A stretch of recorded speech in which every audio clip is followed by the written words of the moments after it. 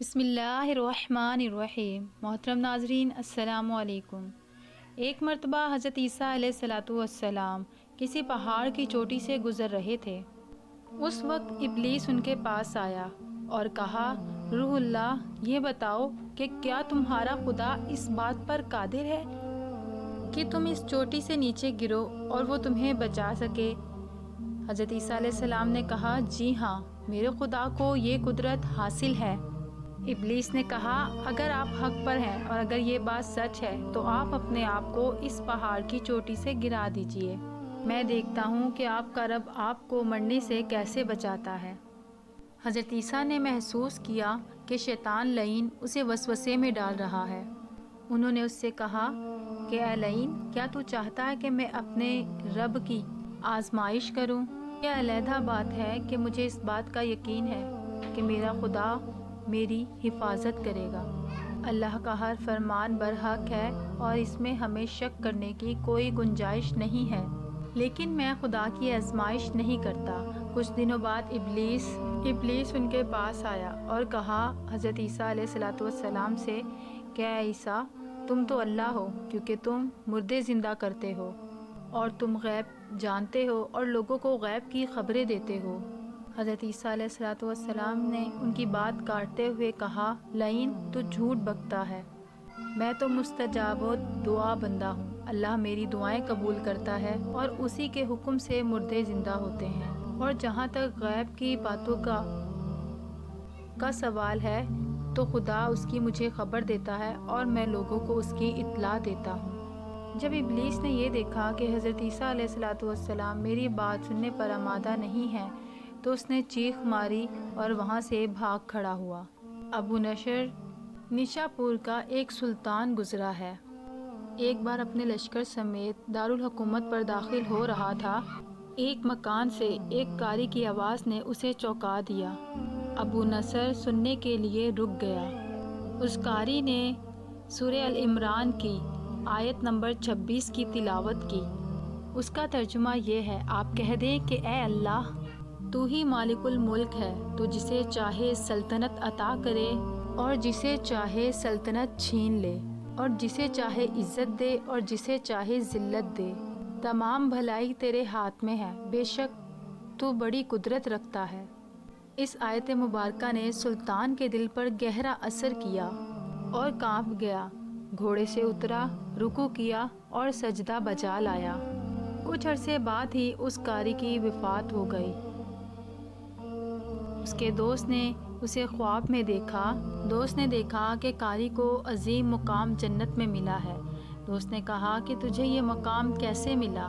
قاری نے جواب دیا، میں تو بدکار اور نافرمانبردار بندہ تھا، میرے اعمال میں کچھ نیکیاں نہیں تھیں، مگر اس کے باوجود مجھے خدا نے یہ مقام دیا، مجھ پر اپنا کرم کیا، اور خدا نے مجھ سے کہا کہ تو نے دنیا میں ایک سلطان کو ہماری عظمت یاد دلائی تھی، اس کی وجہ سے ہم آج تم پر رحم کر رہے ہیں اور تجھے بلند مقام عطا کرتے ہیں۔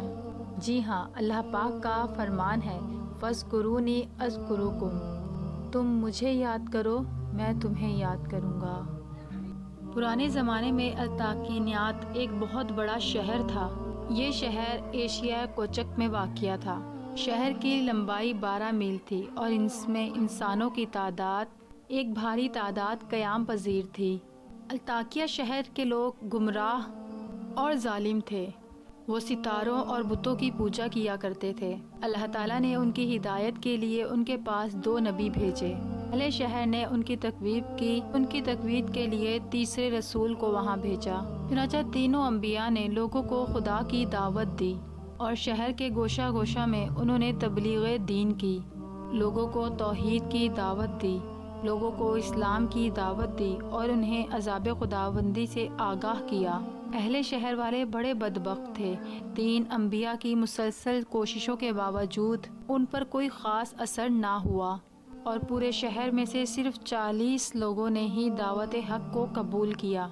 شہر کے دوسرے لوگوں نے تینوں انبیاء کو پکڑ کر اور انہیں سخت تکلیف پہنچائی، اور ظلم کی انتہا یہ کی گئی کہ ان کی گردنوں پر سوراخ کر کے ان میں رسیاں ڈالی گئیں اور شہر کے ظالم لوگ رزق بسمل سے لطف اندوز ہوئے۔ اس شہر میں ایک مرد عظیم رہتا تھا جس کا نام حبیب تھا۔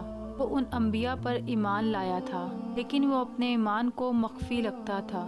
وہ شہر میں لکڑی کا کام کرتا تھا۔ اسے جو مزدوری ملتی تھی وہ اسے 2 حصوں میں تقسیم کرتا تھا۔ ایک حصہ اپنے اہل خانہ کو کھلاتا تھا اور دوسرا حصہ غریب اور مساکین میں تقسیم کیا کرتا تھا۔ جب حبیب النجار کو اس ظلم کا پتہ چلا تو انہوں نے اپنی قوم کو تبلیغ کرتے ہوئے کہا، اے میری قوم، ان رسولوں کی پیروی کرو، ان کی اتباع کرو جو تم سے کوئی اجر نہیں مانگتی اور یہ سیدھے راستے پر ہیں۔ اور میں کیوں نہ اس ذات کی بندگی کروں جس نے مجھے پیدا کیا ہے اور جس کی طرف تم سب کو پلٹ کر جانا ہے۔ کیا میں اس ذات کے علاوہ کسی کو معبود بناؤں؟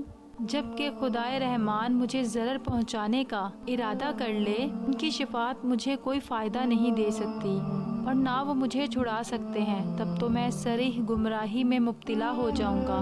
میں تو تمہارے پروردگار پر ایمان لے آیا ہوں، لہٰذا میری بات سن لو۔ کیا میں اسے چھوڑ کر دوسرے معبود بنا لوں؟ حالانکہ خدائے رحمان اگر مجھے کوئی نقصان پہنچانا چاہے، نہ تو ان کی شفاعت کام آ سکتی ہے اور نہ ہی وہ مجھے چھڑا سکتے ہیں۔ اگر میں ایسا کروں تو میں وعدہ گمراہی میں مبتلا ہو جاؤں گا۔ میں تمہارے رب پر ایمان لے آیا، تم بھی میری بات مان لو۔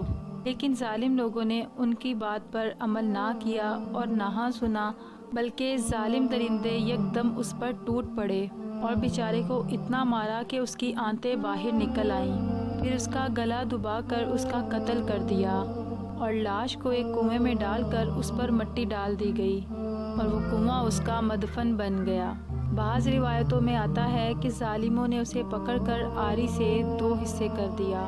ایک اور روایت میں مذکور ہے کہ لوگوں نے اس کی گردن پر سوراخ کیا اور اس میں رسی ڈالی، پھر اسے سولی پر چڑھا دیا، جہاں اس کی موت واقع ہوئی۔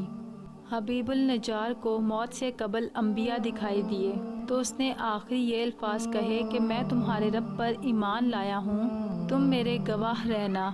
اس کے بعد اس کی روح قفائے عنصری سے پرواز کر گئی۔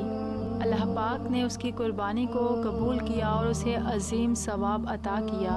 اس کی روح جیسے ہی جسم سے جدا ہوئی تو اسے جنت بھیج دیا گیا، جیسا کہ قرآن مجید بیان کرتا ہے۔ حبیب النجار کو نیک انجام مبارک ہو۔ امید کرتی ہوں کہ آپ کو آج کی ویڈیو اچھی لگی ہوگی۔ اگر آج کی ویڈیو ہماری آپ کو اچھی لگی تو ویڈیو کو لائک کیجیے، شیئر کیجیے اور چینل کو سبسکرائب کیجیے۔